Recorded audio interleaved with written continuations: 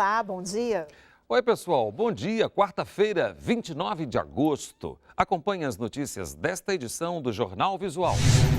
Uma combinação de medicamentos diminui pela metade os riscos de transmissão da AIDS para o bebê. Você vai conhecer o programa Gás Legal. E ainda, as notícias da Paralimpíada de Londres. O Jornal Visual começa agora. O único em rede nacional que você assiste em Libras. Pesquisadores da Fundação Oswaldo Cruz, no Rio de Janeiro, participaram de um estudo que mudou a metodologia internacional no tratamento de recém-nascidos, filhos de mulheres portadoras do vírus HIV. Com uma combinação de medicamentos, é possível diminuir pela metade os riscos de transmissão da AIDS para o bebê. Durante 10 anos, cientistas da Fundação Oswaldo Cruz, em parceria com pesquisadores da Universidade da Califórnia, estudaram os efeitos de uma combinação de medicamentos para reduzir os riscos de um bebê, filho de uma mãe com HIV, também desenvolver a doença. O resultado foi animador. A utilização no recém-nascido de 2 ou 3 antirretrovirais até 48 horas depois do parto diminuiu o risco de contágio. No tratamento tradicional, os bebês tomam apenas um tipo de medicamento. Todos os anos, cerca de 13 mil mulheres portadoras do vírus HIV ficam grávidas no Brasil. A possibilidade de transmissão da doença para a criança seria praticamente zero se elas fizessem o tratamento adequado durante a gravidez. Pelo menos 50% dessas mulheres só são identificadas, e às vezes nem são, mas são identificadas só no momento do parto. Para essas crianças, nós desenhamos essa pesquisa. A chance do bebê nascer sem o vírus dobra. O infectologista Esaú João testou a combinação de medicamentos em vários pacientes no Hospital dos Servidores do Estado, no Rio de Janeiro. Esse tratamento realmente veio revolucionar em termos de resultados. Está sendo implantado no mundo inteiro esse tipo de tratamento para essa situação. A filha desta mulher, que prefere não se identificar, participou dos testes da pesquisa. A mãe só descobriu que tinha o vírus HIV 10 dias antes do parto. O bebê tomou a combinação de remédios e não contraiu a doença. Ela tá bem, graças a Deus, brincando, saudável, negativada. O que fazer com as seringas de insulina? O descarte incorreto desse material pode representar um perigo para a saúde pública.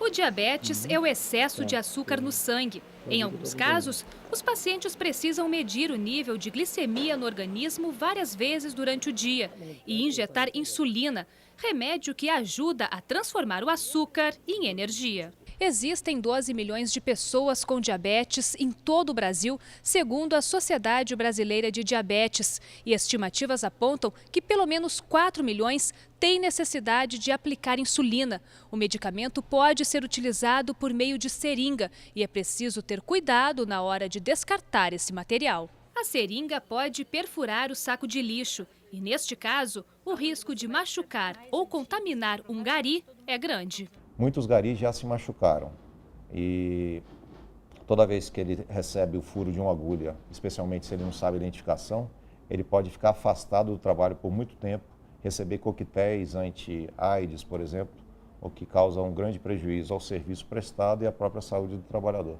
Segundo a coordenadora do Grupo Doce Desafio, que ajuda pessoas a enfrentarem a doença, a dica é juntar as seringas em uma vasilha de plástico, com tampa ou comprar nas farmácias caixa de papelão específicas para o descarte de lixo hospitalar. Quando estiverem cheios, os recipientes devem ser levados ao hospital ou ao posto de saúde mais próximo. Ela também recomenda que os pacientes reaproveitem as agulhas. Já existem estudos que demonstram a segurança de você reutilizar a agulha, a lanceta, de 6 a 8 vezes. Está na hora do esporte com Sérgio Dubocage. Bom dia! O segundo turno do Campeonato Brasileiro começa hoje e há pouco mais de 3 meses do fim do torneio já se fala que o Atlético Mineiro será o campeão. É muito cedo, mas as estatísticas mostram que essa afirmativa não é de todo exagerada. O campeonato por pontos corridos começou a ser disputado em 2003 e das 9 edições anteriores, em 7, o campeão do turno foi também o campeão brasileiro. É um percentual bem elevado. Além disso, o Atlético Mineiro realiza a melhor campanha de todos os tempos. Nem o fato de ter apenas 1 ponto de vantagem para o segundo colocado preocupa. Nos 2 últimos anos, isso também aconteceu e Corinthians e Fluminense confirmaram a estatística. Além de tudo isso, a maior diferença já tirada por uma equipe em um turno para ser campeã foi de 8 pontos. E no momento, apenas Fluminense, Grêmio e Vasco se encaixam nessa situação. Pelo visto, a briga pelo título brasileiro está bem restrita. É esperar para ver. Até a próxima!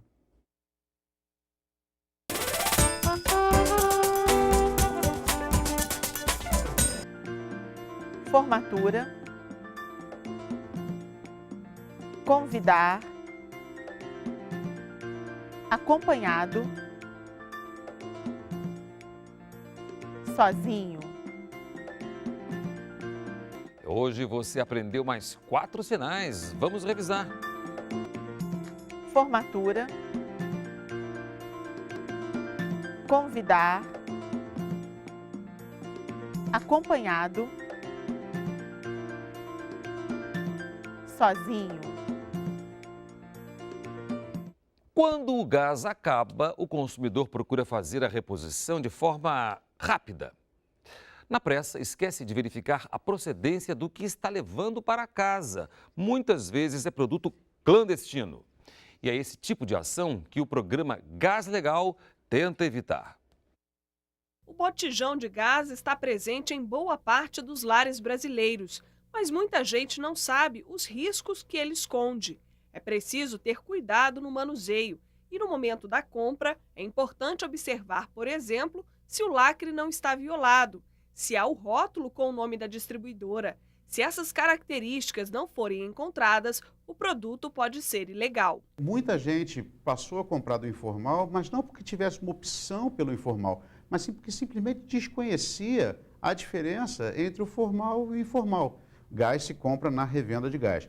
O local que você compra gás tem que ter aspecto de um local que vende gás. Segundo este revendedor autorizado, alguns clientes já reclamaram de ter comprado o produto adulterado. Você vai trocar o botijão, quando você tira o registro, vaza água dentro do botijão. Quando são armazenados de forma errada, eles podem causar acidentes, tanto na casa do consumidor quanto nos locais onde são vendidos. Para reduzir o comércio irregular, a Agência Nacional do Petróleo há 2 anos criou um programa para fiscalizar a atividade. Bombeiros e polícia também fazem essa inspeção. 19 mil denúncias já foram registradas. De acordo com a ANP, o número de revendas legalizadas cresceu em 50% desde a criação do programa Gás Legal. As fiscalizações também aumentaram em todo o país. Mais de 7 mil pontos foram vistoriados e mais de 1.000 interditados. Apesar disso, segundo a ANP, é muito difícil combater a ilegalidade. Não é uma ação simples, não. É uma ação complicada e que demanda, né, uma ação de inteligência muito grande e uma cooperação importante entre todos os órgãos fiscalizadores, seja ele o Ministério Público, Bombeiro, Polícia, né, e a própria ANP. Edmar é revendedor de gás e reclama que há falha na fiscalização. Depois de ter a loja assaltada, ele contabiliza os prejuízos. Tem mês que a gente perde 50% da venda, né? Quando o revendedor ilegal está naquela área que você atua, a gente sente... os próprios moradores, eles ligam para a gente, o cliente, reclamando. Por que eu vendo o gás mais caro do que fulano? Só que o cliente ele não sabe que o fulano ele vende o gás sem pagar imposto. É um gás que não tem procedência.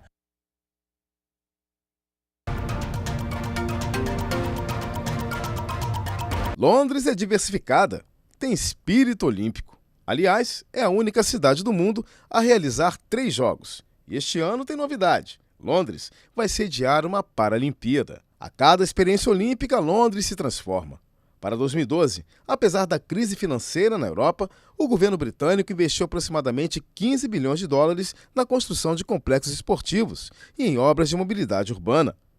E falando em mobilidade, não faltam opções de transporte para circular por aqui, do metrô ao ônibus e até teleférico novinho em folha, capaz de transportar milhares de pessoas por hora. Na 10ª participação brasileira em Paralimpíadas, a delegação do país está representada por 182 atletas, que vão disputar 18 das 20 modalidades.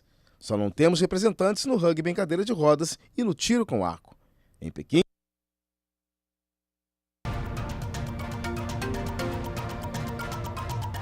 O Brasil vem melhorando seu resultado desde 2004, em Atenas, quando conquistou a 14ª colocação. Em Pequim, 2008, ficamos em 9º lugar. Primeira vez que o Brasil fica entre os 10 primeiros países do mundo. Em Londres, qual é a meta? A meta é ousada, a 7ª colocação. O presidente do Comitê Paralímpico, André Passos, não quer quantificar o número de medalhas que o Brasil precisa ganhar, mas avisa. Em Pequim, ficamos a apenas 3 medalhas de ouro da 7ª colocação.